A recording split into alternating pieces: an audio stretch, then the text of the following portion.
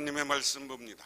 하나님의 말씀은 고린도전서 14장 13절에서 25절까지 말씀, 신약성경 279쪽입니다.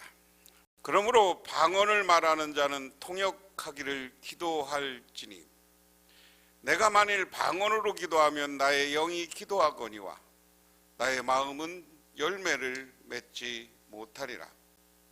그러면 어떻게 할까? 내가 영으로 기도하고 또 마음으로 기도하며 내가 영으로 찬송하고 또 마음으로 찬송하리라.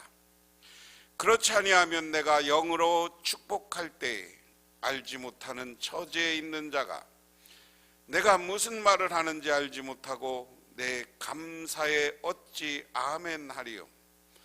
너는 감사를 잘하였으나 그러나 다른 사람은 덕을 세움을 받지 못하리라.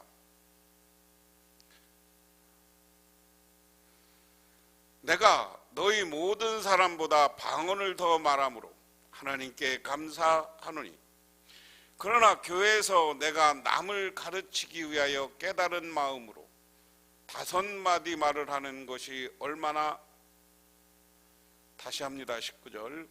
그러나 교회에서 내가 남을 가르치기 위하여 깨달은 마음으로 5마디 말을 하는 것이 1만마디 방언으로 말하는 것보다 나으니라. 형제들아, 지혜에는 아이가 되지 말고 악에는 아이가 되라. 지혜에는 장성한 사람이 되라. 율법에 기록된 바 주께서 이르시되 내가 다른 방언을 말하는 자와 다른 입술로 이 백성에게 말할지라도 그들이 여전히 듣지 아니하리라 하였으니 그러므로 방언은 믿는 자들을 위하여 하지 아니하고 믿지 아니하는 자들을 위하는 표적이나 예언은 믿지 아니하는 자들을 위하지 않고 믿는 자들을 위함이라. 그러므로 온 교회가 함께 모여 다 방언으로 말하면 알지 못하는 자들이나 믿지 아니하는 자들이 들어와서 너희를 미쳤다 하지 아니하겠느냐. 그러나 다 예언을 하면 믿지 아니하는 자들이나 알지 못하는 자들이 들어와서 모든 사람에게 책망을 들으며 모든 사람에게 판단을 받고 그 마음에 숨은 일들이 드러나게 되므로 엎드려 하나님께 경배하고 하나님이 참으로 너희 가운데 계신다 전파하리라. 아멘.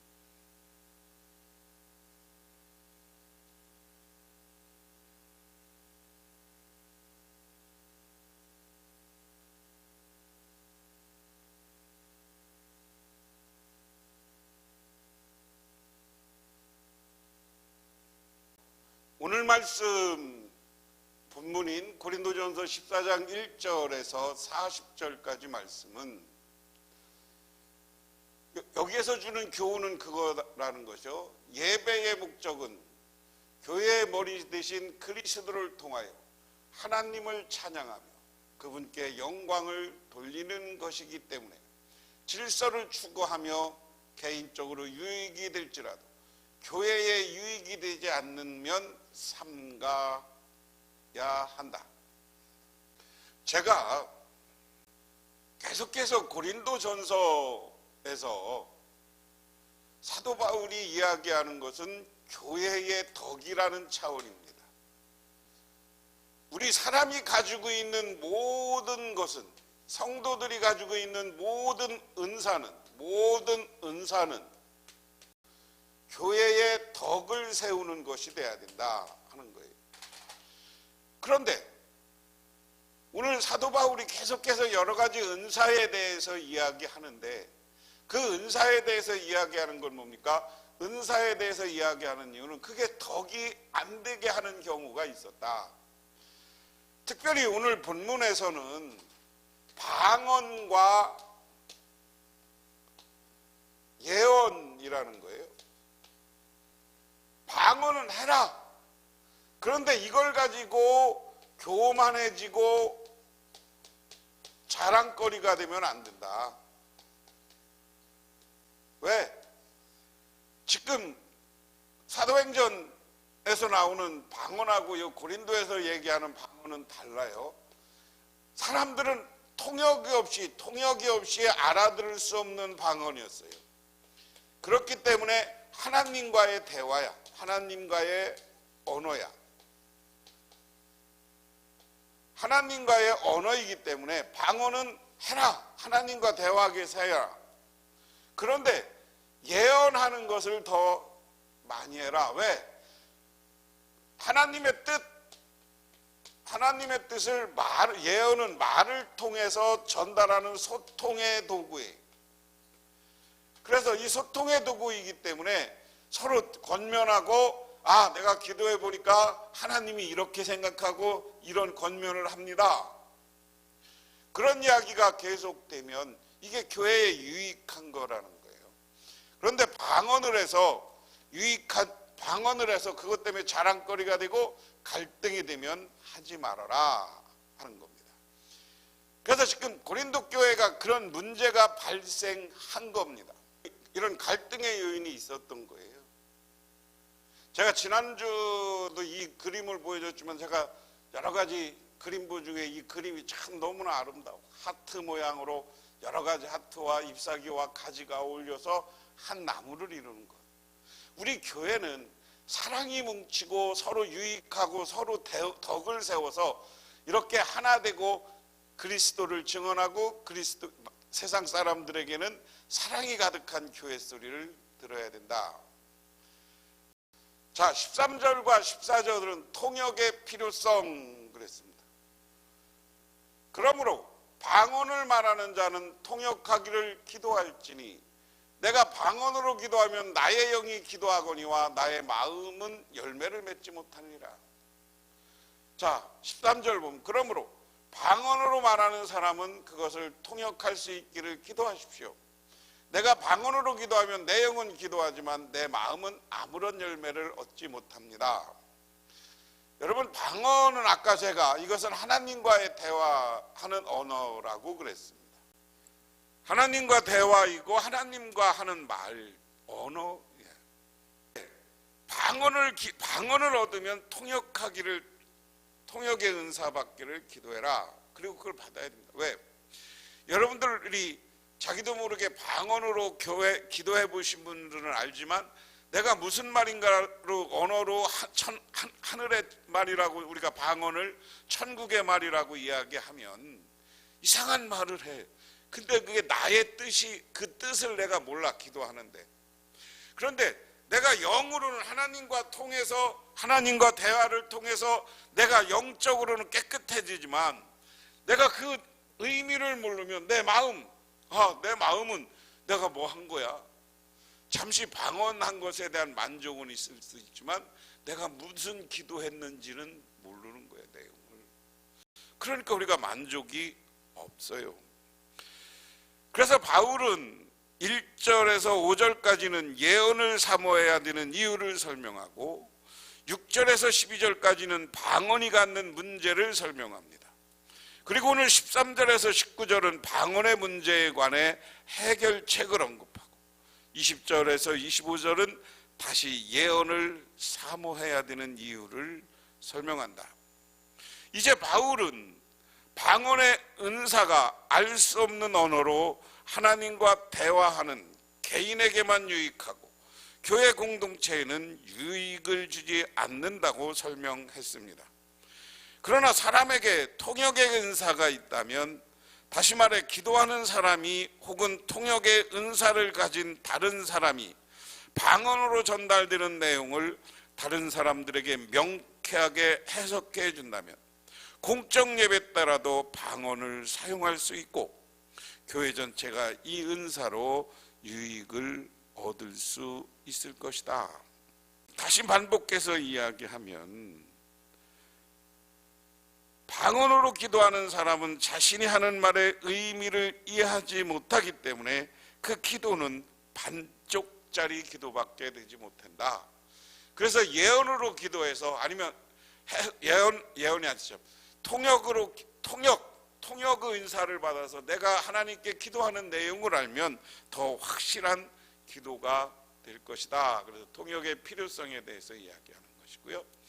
그리고 오늘 15절에서 17절까지는 기도와 찬송입니다. 그렇다면 어떻게 해야 하겠습니까? 나는 영으로 기도하고 또 깨친 마음으로 기도하겠습니다. 나는 영으로 찬미하고 또 깨친 마음으로 찬미하겠습니다. 그렇지 않고 내가 영으로만 감사를 드리면 간 믿기 시작한 사람들은 그것이 무슨 뜻인지 알지 못하므로 어떻게 그 감사 기도에 아멘하고 말할 수 있겠습니까? 그대가 훌륭하게 감사 기도를 드린다고 해도 다른 사람에게는 덕이 되지 않습니다.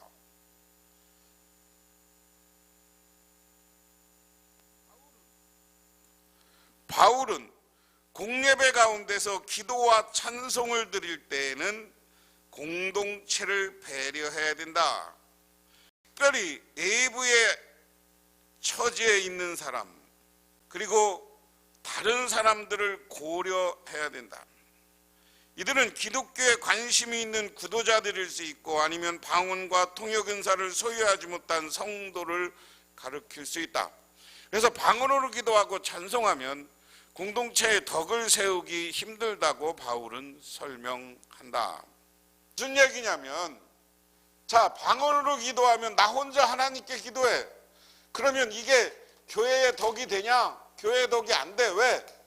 사람들이 무슨 말하는지 몰라. 방언으로 찬송하면 이 내용을 모르기 때문에 교회의 덕이 안 돼. 그런데 통역을 해서 교회의 덕을 되게 만들어라. 그리고 되도록이면 감사와 찬송도, 감사와 찬송과 기도도, 이것은 공적인 것을 이야기합니다. 공적 예배. 공적 예배에서 감사와 찬송과 기도는 서로 알아들을 수 있고 이것도 교회의 덕이 되는 감사와 찬송이 돼야 된다. 그 다음에 18절부터 19절에 내가 너희 모든 사람보다 방언을 더 말함으로 하나님께 감사하노라. 그러나 교회에서 내가 남을 가르치기 위해 깨달은 마음으로 5마디를 하는 것이 1만마디 방언으로 말하는 것보다 나으니라. 자, 오늘 여기는 사도 바울이 고백이에요. 야, 나도 방언할 줄 알아. 방언할 줄 알아.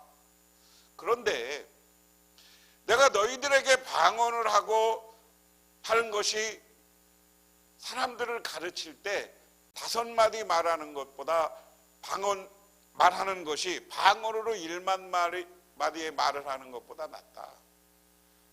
쉽게 말하면 내가 어디 가서 전도하고 내가 복음 전하고 알아듣는 말 하는 게 그게 훨씬 방언을 아무리 잘하는 것보다 나은 것이다. 우리들은 늘 교회의 덕이, 내가 지금 하는 행동이 우리 교회의 덕이 되나 안 되나 하는 것을 생각해 봐야 된다. 그러면서 재미있는 예화를 해요.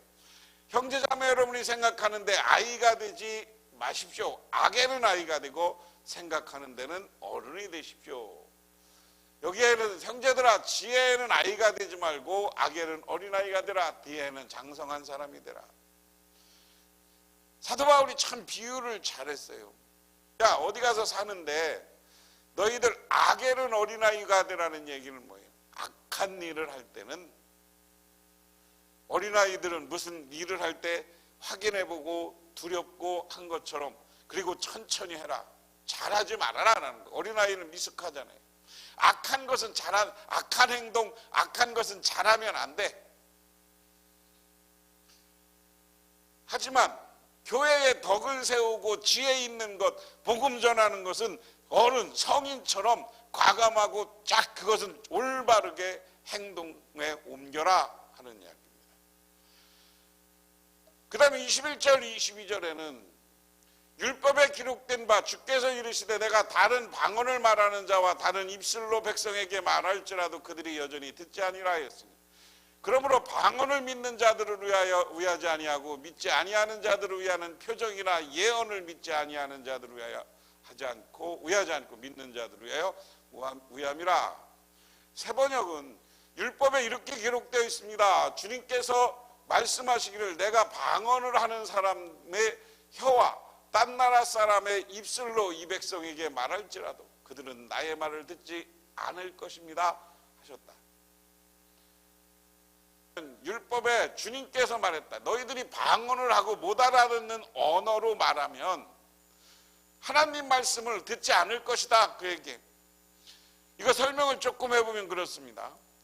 바울은 먼저 이사야서 28장 11절에서 12절을 인용하여 구약시대의 방언과 예언이 어떤 기능을 했는지 설명한다. 하나님은 불신하시는 이스라엘 백성들을 설득하기 위해 방언을 사용하셨지만 그들은 여전히 듣지 않았다. 따라서 바울은 이사야 예언을 이렇게 해석합니다. 그러므로 방언은 믿는 자들을 위하여 오해하지 아니하고 믿지 아니하는 자들을 위한 표적이다. 그러므로 방언은 신자들에게는 주는 표정이 아니라 불신자들에게 주는 표징이고, 예언은 불신자들에게 주는 것이 아니라 신자들에게 주는 것입니다. 좀 재밌어요. 너희들이 방언을 이야기하는 건 그 당시 예수 믿는 사람들에게 교회 가니까 신비한 현상이 있어.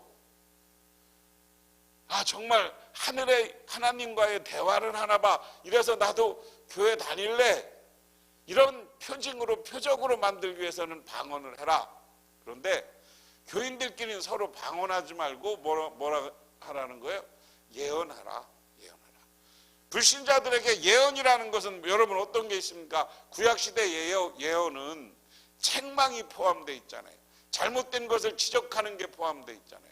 그래서 예언을 잘못하면 안 믿는 사람은 상처받아. 근데 교인들은 이미 신앙훈련이 되고 어느 정도 성도가 된 사람들은 그 책망을 받아들일 준비가 됐다. 그렇기 때문에 우리는 예언은 교인들에게, 방언은 안 믿는 사람들에게 표징으로 해라. 그러면서 온 교회가 한 자리 모여서 모두 방언을 말하고 있으면 갓 믿기 시작한 사람이나 믿지 아니하는 사람이 들어와서 듣고 여러분을 미쳤다 하지 않겠습니까? 그러나 모두가 예언을 말하고 있으면 갓 믿기 시작한 사람이나 믿지 아니하는 사람이 들어와서 듣고 그 모두에게 질책받고 심판을 받아서 그 마음속에 숨은 일이 드러나게 됩니다. 그래서 그는 엎드려서 하나님께 경배하며 참으로 하나님께서 여러분 가운데 계십니다 하고 환히 말할 것이다. 자, 방언은 아직 믿지 않는 사람들에게 표징이 될 것이다. 예언은 믿는 사람들에게. 그런데 교회에 이게 들어오면 새신자가 교회에 왔어요. 믿음이 약한 자가 교회에 왔는데 서로 방언으로 난리가 났어. 그러면 이 사람들이 와서 뭐라고 그랬냐? 미쳤다. 방언하는 사람을 미쳤다 그런다는 거예요. 예언을 통해서 자기의 하나님의 심판과 자기의 죄를 지적받으면 회개하고, 심판받으면 회개한다는 거예요. 그리고 참 하나님을 찬양한다. 이 표현이 참 재미있습니다. 교회 덕이든 아니든 간에 우리 교회가 교인들에게 예언을 계속하라고 하는 얘기는 하나님의 우리에게 영적으로 계시한 내용을 전달하는 거거든요. 오늘날도 목회자가 어떠한 하나님의 기도하다가 교인들이 잘못된 것을 지적하면 그것을 우리는 아멘으로 받고 회개해야 되는 게 정상이에요. 우리는 근본적으로 지금 목회자의 나는 권위는 그냥 되는 건 아니고요. 영적 권위가 있는데 그 영적 권위는 기도하다가 하나님이 깨닫게 해서 교인들에게, 직분자들에게 권면하는 그것을 권위 있는 하나님의 말씀으로 받아들여야 된다는 거예요. 근데 그렇게 받아들일 생각은 안 하고 네가 뭔데? 그러니까 이 지도력이 상실되니까 교회가 다툼이 생기고 분열이 생기고, 이 지도력이 상실되니까 교회가 부흥하지 않는 거예요. 나에게 하나님이 듣는 책망의 이야기면 회개해야 되는 거예요. 목회자가 교회에서 설교하다가 교인들에게 그게 나한테 비수처럼 와서 나의 단점과 나의 죄를 깨닫게 한다면 그 죄를 덮으려고 노력하는 것이 아니라 하나님 앞에 회개하고 하나님 앞에 나서고, 그러면서 하나님을 찬양하게 될 때 그것이 서로 교회의 덕이 되는 것이고, 그로 인하여서 교회가 영적 질서가 생기고, 그로 인하여서 교회가 부흥하고 성장하게 되는 줄 믿으시기 바랍니다. 아무쪼록 우리는 교회에서 덕을 세우기 위해서 방언을 하는 사람은 통역의 은사를 받기를 갈구하고, 통역의 은사가 없으면 함부로 방언을 사용하지 마라. 사람을 상대로 해서는 사용하지 말고 하나님께는 기도해라. 그 다음에 우리는 예언하고 말로써 사람들에게 예수를 증언하고 교회에서 바른 우리의 삶의 길을 걸어가게 만들어야 되는 것이 예언입니다. 그렇게 해서 교회에서 그 교회가 그런 모든 것이 하나 돼서 우리 교회가 하나님 보시기에 아름다운 교회요, 복된 교회가 되어지기를 주님의 이름으로 축원합니다. 기도하겠습니다. 하나님, 우리는 하나님께 받은 은사를 자랑거리와 나의 교만에 사용하는 것이 아니라 우리는 서로 권면하고 덕을 세우는 사람들이 되어서 우리 교회가 사랑으로 하나 되고 서로의 은사를 적절히 잘 사용해서 잘 화합하는 교회가 돼서 다시금 부흥의 역사가 나타나게 하옵소서. 예수님 이름 받들어 기도드리옵나이다. 아멘.